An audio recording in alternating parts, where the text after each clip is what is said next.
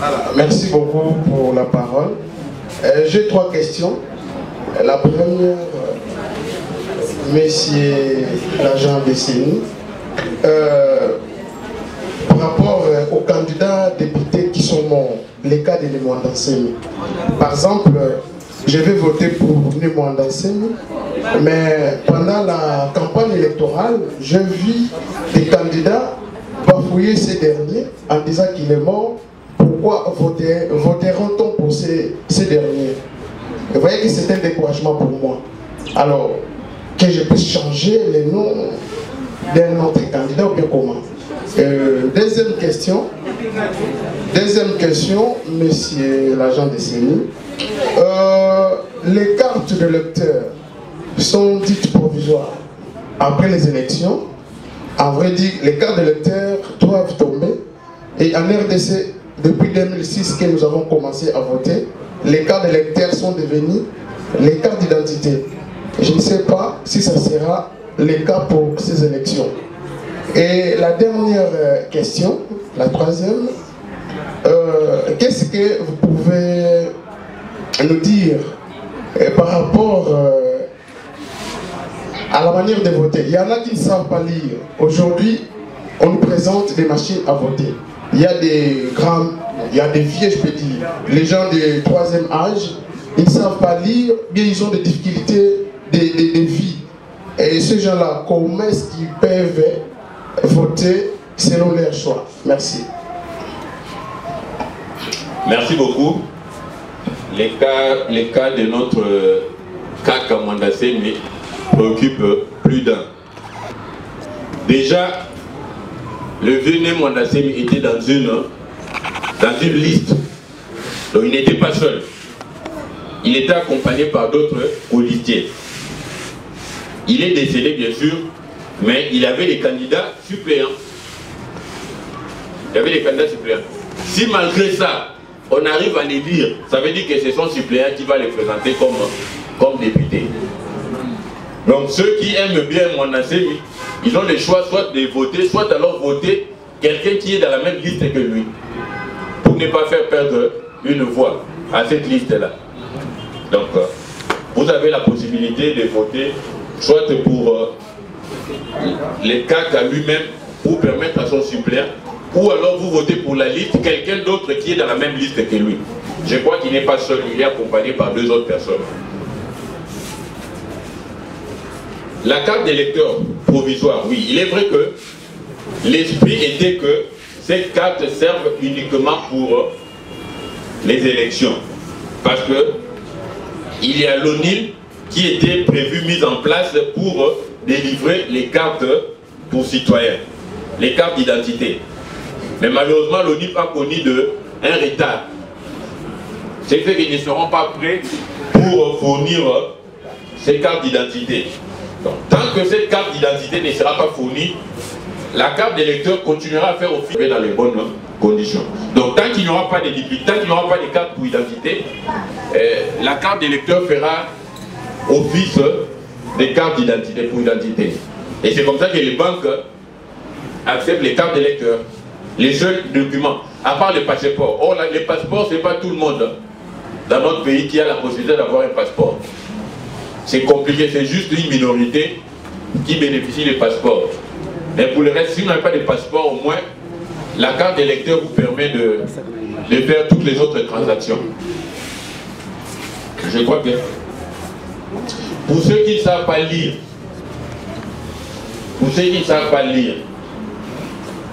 il y a moyen, c'est comme ça qu'il y a des témoins observateurs dans les salles. Il y a moyen de recourir à un témoin, un observateur pour vous aider à voter. Vous aider à voter. Généralement, on prend 1 ou 2 personnes pour que votre choix soit respecté. Pour que les témoins ne puissent pas transformer votre vote à son vote personnel. Donc il y a moyen. Je me souviens, en 2018, j'étais superviseur des élections à Tchéla. Je voyais venir de mamans, des vieilles mamans. À l'époque, venaient déjà avec les chiffres écrits sur leur paume de main. Vous dites que moi je veux cette personne-ci. Et dans les cas comme ça, généralement, il y a des témoins qui peuvent vous aider justement à manifester votre choix. Je crois qu'on a pris en compte tous ces aspects-là. C'est comme ça qu'il y a des observateurs et des témoins dans les bureaux de vote, pour justement aider à cette transparence-là, pour qu'on ne puisse pas voler les voix des autres, respecter les choix de chacun, et surtout des personnes qui ne savent pas lire. Okay. Voilà un peu ce que je pouvais dire à ces stades-là. Merci. Il y a une autre question. Ma télé sur ce que vous avez dit, parce que vous avez tout brossé. Mais juste les cinq dernières personnes qui vont aller qui vont seront repris comme témoins. Comme témoins. C'est à la charge de qui? Parce que moi j'en profiterai être les 5 derniers pour que je passe. Est-ce que j'aurai combien? En tout cas, les 5 derniers témoins là, c'est pas obligatoire. C'est la charge des personnes, c'est par amour pour le pays. Si vous aimez votre pays, vous devez être capable de vous sacrifier pour le pays. En tout cas, les 5 derniers là, c'est juste pour assurer justement la transparence. On veut associer la population à ces votes. Mais par contre, les témoins des partis politiques sont pris en charge par leurs partis politiques. Barotti Gaoto que j'ai témoin, 24 heures tu vas passer ça là-bas, ça qui va foutre le transport, moi cache-croûte et ça la tête, non. Donc pour les témoins des partis politiques, ils sont pris en charge par les partis politiques. Mais les 5 témoins là, en tout cas, il faut les faire par patriotisme, par amour pour le pays. Il n'y a pas de prise en charge prévue quant à cela. Et Ijika et Pessimino, merci pour répondre présent par rapport à cette activité. Je sais que nous sommes déjà à la fin. Le français dit que mieux vaut la fin d'une chose que son commencement. Rodesic et Ijika, ils ont prédit quelque chose. Ceux qui ont dit à ta maille, tout ça, attendez que tu n'as pas matanga, ceux qui ont dit à ta maille, on suit caca, ceux qui ont dit, on dit merci beaucoup.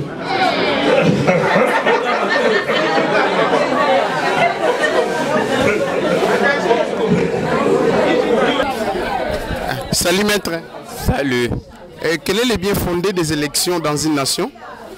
Bon, le bien fondé des élections, c'est quand on est dans une démocratie, la meilleure façon de renouveler les dirigeants, c'est pas les élections. C'est pas les élections.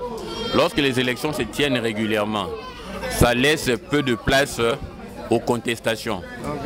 Et par rapport à cela, c'est comme ça que la RDC fournit cet effort d'organiser les élections dans un cycle de 5 ans. Chaque 5 ans, on organise des élections justement pour permettre à la population de pouvoir se choisir ses dirigeants. Merci beaucoup. Par rapport à la RDC, notre pays, nous avons compris en 2006, les gens étaient distraits pour les élections. En 2011, il y a quelques gens qui ont dit non, moi je vais faire la politique. Mais en 2023, comme si les élections en RDC, la politique devient le commerce. Parce que nous avons constaté beaucoup de candidats, même au niveau de la présidence, députation nationale, députation provinciale, ainsi que des élections municipales. Vous voyez qu'aujourd'hui, pour gagner de l'argent, il faut faire la politique. Maître, en tant qu'expert de la CENI, qu'est-ce que vous pouvez éclairer à la population matadienne par rapport à cette question? Bon, il faut déjà repartir du fait que nous avons beaucoup des partis politiques et regroupements politiques. Dans notre pays, nous nous retrouvons avec plus de 800 partis politiques. Donc, des gens, quand vous vous retrouvez avec 800 partis politiques, c'est tout à fait normal que, au niveau des candidats, nous nous retrouvons avec un grand nombre. La loi a essayé de mettre les systèmes des seuils pour réduire tant soit peu justement cette affluence, cet afflux vers la politique. Mais malheureusement, malgré les obstacles que la loi essaye de mettre en place, les gens sont de plus en plus attirés par la politique. Je ne sais pas. Est-ce pour servir? Est-ce pour des buts lucratifs? Ça, je ne sais pas. Mais du moins, les souhaits auraient été que nous ayons un nombre assez restreint. Parce que pour servir les pays, il ne faut pas forcément être politicien. On peut servir son pays en étant dans son secteur d'activité, en faisant bien son travail, en étant un bon enseignant, en étant un bon directeur, en étant un bon magistrat, en étant un bon avocat. On peut vraiment servir le pays. Mais je ne sais pas pourquoi chez nous, apparemment les gens ont l'impression que pour réussir sa vie, il faut déjà faire la politique. Mais malheureusement, malgré les désirs de chacun, de la plupart des gens de faire la politique, c'est quand même une classe assez fermée. Nous aurons seulement besoin de 500 députés nationaux. Et au niveau de la députation provinciale, bon, ça varie d'une province à une autre, mais c'est autour de 30, 40, 50 députés provinciaux. Donc voilà un peu. Merci beaucoup. La question la plus importante de toutes les questions, j'ai croisé beaucoup de gens qui disent que moi je finirai par voter. Si je ne vote pas, ma voix sera récupérée par les présidents actuels, les présidents de la République actuelle. Et les autres nous ont dit, si vous voulez voter, il faut voter les 4 scrutins. Si vous votez seulement les présidents, vous vous limitez par les députés nationaux, les autres vous ne votez pas, votre scrutin sera perdu. Qu'est-ce que vous allez dire par rapport à ça? Non, déjà, il faut savoir que les scrutins sont distincts. Les présidentiels est différent de la députation nationale, de la députation provinciale.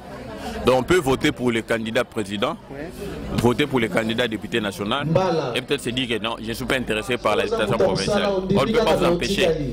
On ne peut pas vous empêcher. Donc le vote blanc sera constaté par rapport à la députation provinciale et non par rapport à la présidence. Donc c'est 4 scrutins distincts en un seul. Donc voilà un peu ce que je peux dire. Donc, et puis dire que si vous ne votez pas, votre voix sera non. Par quel mécanisme?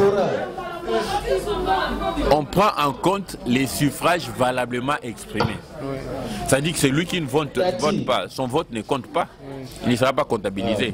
Par quelle magie cela va retomber dans la gibecière du président actuel? Non. Ça, ce sont des mensonges. Je crois qu'on prend en compte les votes valablement exprimés. Les personnes qui se présentent devant le bureau, le vote, et qui votent valablement, qui expriment valablement. Ce sont ces votes-là qui sont pris en charge, qui sont pris en compte. Donc là, c'est de la spéculation purement. Merci beaucoup pour nous avoir donné le temps de vous interviewer. Merci beaucoup. C'est moi qui vous remercie. Donc voilà, Monsieur Désiré, nous avons vu une foule de gens dans la salle La Rose. Est-ce que vous pouvez nous préciser qu'est-ce qui s'est passé dans cette salle? Parce que nous avons vu votre présence et celle de beaucoup de personnes. Oui, il y a eu une cérémonie de notre service qui est Rodesi, Rodesic et puis JICA. Nous avons eu un entretien sur le processus électoral. Nous avons montré auprès de la population comment voter et pourquoi voter. Et au même moment, il y a eu des rumeurs qui passaient par-ci par-là par rapport aux élections. Il y a de ces gens qui disaient qu'il n'y a pas élection. Il y a de ces gens qui disaient qu'il y aura élection. Alors on a voulu enlever cet équivoque-là auprès de la population. À côté de ça, les gens ne savaient pas comment ils vont voter dans quel endroit. Et nous avons eu un agent de la CENI qui était avec nous pour donner toute matière qui concernait le processus électoral. Et ensemble avec moi et mon frère Guélor qui est à côté, qui va d'ailleurs à bientôt clôturer pour donner tous les détails. Mais seulement que chaque candidat ne savait pas où il va voter, parce qu'il y a de ceux qui n'avaient pas leur carte d'électeur. Il y a de ceux qui disaient que leurs cartes d'électeurs sont bloquées à la CENI. Et il y a de ces gens aussi qui avaient perdu leur carte d'électeur. C'est pourquoi on les a dit, même si vous n'avez pas votre carte d'électeur, allez-y aux urnes pour voter les 20 de ce mois. Vous serez accepté par les agents de la CENI. Voilà.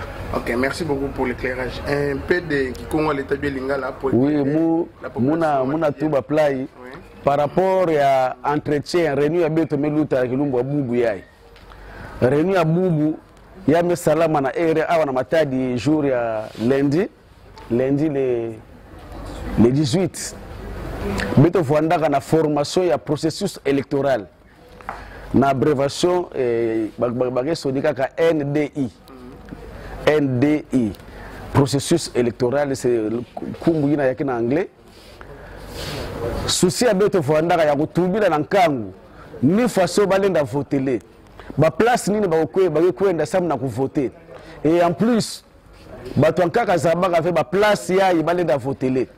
Ya una Beto Fouandana agent mosi ya CENI kuizaka pesa ba explication que mutu nyonso ke na carte d'électeur ve.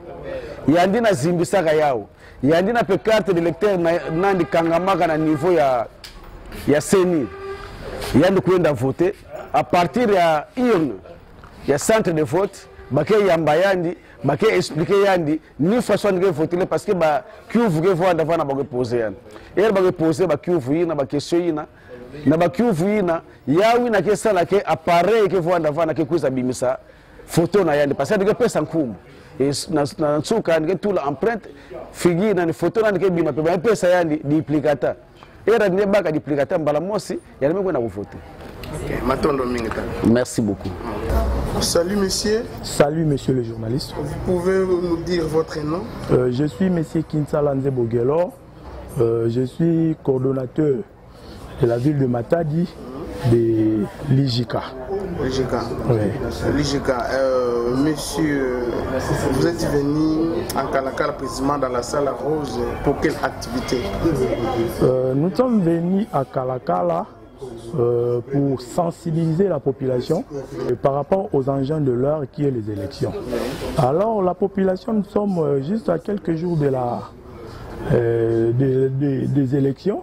La population était plus ignorante, ne savait pas comment procèdent les élections, comment ça se passe, comment ça se réalise, et par rapport à ça, par rapport à plusieurs réalités, et par rapport aux difficultés que d'autres électeurs ont rencontrées par rapport aux durs des gens, des messages des réseaux sociaux qu'il n'y aura pas les élections, il y aura les élections, et IJK en collaboration avec Rodesic, nous avons travaillé en collaboration afin de sensibiliser la population, de connaître les rôles de voter et quand voter, comment voter, avec d'éclaircir aussi les gens, la population par rapport aux difficultés qu'ils peuvent rencontrer lors des élections.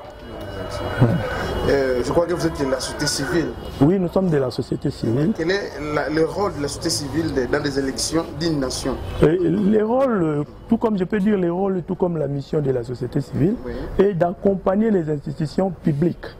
La CENI comme étant institution publique de la République démocratique du Congo et l'IJK comme étant société civile, nous avons dit que nous allons soutenir la CENI afin de l'accompagner pendant toutes ces périodes de l'élection. On a éclairci par rapport à l'activité de Kinango à Lelo et qui juste pour sensibiliser la population par rapport à l'événement qui s'est présenté à Nabiso et à Maponami. Maponami est déjà le 20 décembre alors que les électeurs sont un peu ignorants et puis un peu frustrés par rapport à les zombies.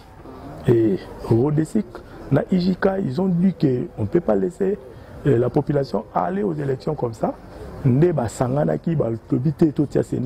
fait organisé l'activité à sensibilisation et c'était notre objectif aujourd'hui pour éclaircir les électeurs à ta carte nous est effacé kobangate kende na centre de vote et si qu'on qui carte nayo et pour voter.